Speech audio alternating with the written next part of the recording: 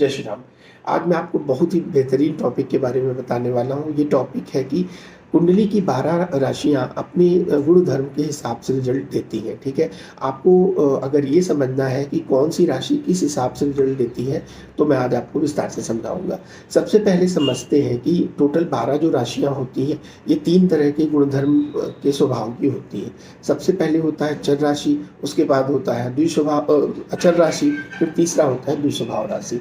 तो चर राशियाँ कौन कौन सी होती हैं? मेष, ठीक है, कर्क, इसके बाद तुला और मकर, ये जो है चर राशियाँ होती हैं।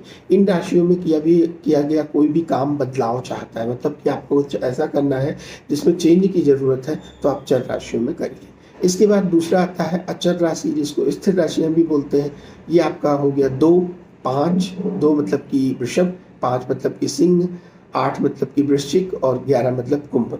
इन राशियों में किया गया कोई भी काम स्थिर होता है। फॉर एग्जांपल आपको जॉब लेनी है, ठीक है, जॉब का ऑफर लेना है, तो आप ऐसे दिन डिसाइड करिए जिस दिन जो है आपका चंद्रमा अचर राशि में, मतलब कि स्थिर राशि में हो। ठीक है, अब आते हैं तीसरा होता है द्विस्वभाव राशि। द्विस्वभाव राशि में कौन कौन सी राशियाँ आती हैं? इसमें मिथुन आता है, कन्या आती है, ठीक है, धनु आता है और मीन आता है। मतलब कि गुरुदेव बृहस्पति की दोनों राशियाँ द्विस्वभाव में आती हैं और इसके अलावा बुध की दोनों राशियाँ द्विस्वभाव में आती हैं। ठीक है, तो अगर आप द्विस्वभाव का मतलब है कि ठीक है, ना तो बहुत ज़्यादा लॉन्ग टर्म चाहिए और ना ही जो है क्या नाम है एकदम तुरंत बदलाव चाहिए, दोनों का मिक्स चाहिए हो, तो आप जो है द्विस्वभाव राशियों के दौरान कोई काम कर सकते हैं।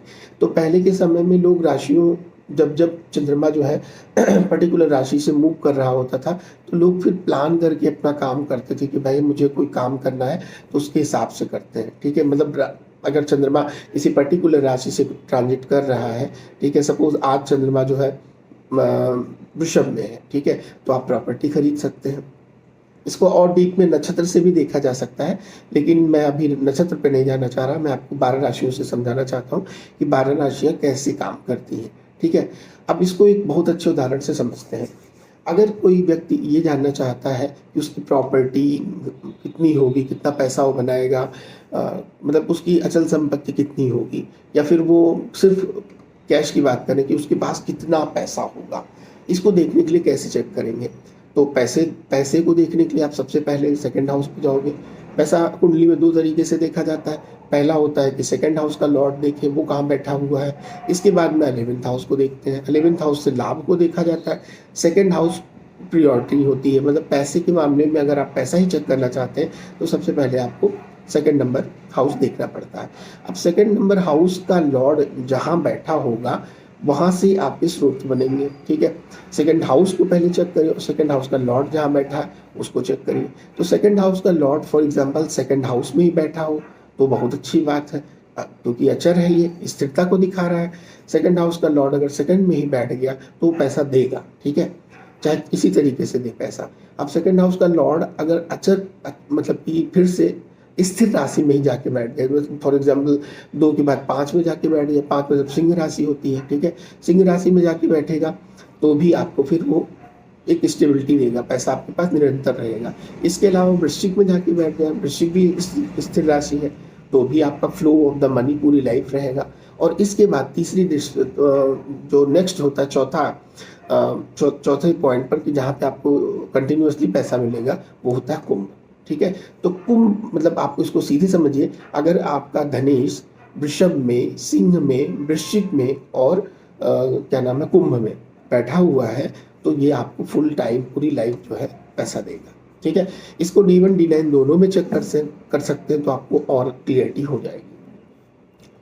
अब आते हैं कि द्विस्वभाव राशियाँ कैसे काम करती हैं। द्विस्वभाव राशि का मतलब है कि फॉर एग्जांपल कोई व्यक्ति जानना चाहता है कि उसको सिर्फ एक स्रोत से पैसा मिलेगा कि कई सारे स्रोत होंगे।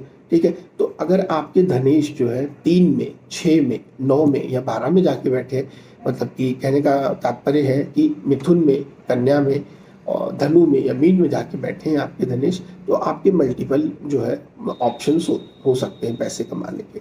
ठीक है, मतलब कि पैसे के, मतलब कहते हैं ना, आय का स्रोत क्या होगा। आय का स्रोत जानने के लिए आपको कैसे क्या चेक करना पड़ेगा? आपको चेक करना पड़ेगा कि आपके धनेश या लाभीश कहाँ बैठे हुए हैं। ठीक है, तो आपको ये चीज़ चेक करनी है। अगर धनेश और लाभीश चर राशि में ही बैठे हैं, तो मतलब है पैसा आएगा तो लेकिन चला जाएगा, पैसा खर्च भी उसी तरीके से होगा।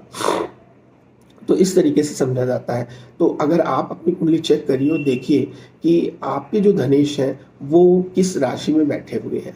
अगर वो मेष में, ठीक है, कर्क में, तुला में और मकर में बैठे हैं, तो इसका मतलब है कि पैसा आएगा तो लेकिन खर्च भी हो जाएगा। चर है ना, चर राशियां हैं। अगर आपके धनेश या लाभेश, ठीक है, वृषभ में, ठीक है, सिंह में, वृश्चिक में या फिर कुंभ में बैठे हैं, तो ये आपको स्टेबिलिटी दिखाता है, मतलब कि आपका पैसा आएगा और रुकेगा भी। ठीक है। तीसरा जो फॉर्मूला है धन को ही लेकर, अगर आपके धनेश और लाभेश जो है 3 नंबर, 6 नंबर, 9 नंबर और 12 नंबर में बैठे हैं, मतलब कि मिथुन में, कन्या में, ठीक है, धनु में और या मीन में बैठे हुए हैं, तो ये आपको मिक्स रिजल्ट देंगे। पैसा आएगा, रुकेगा भी, खर्च भी होगा। ठीक है।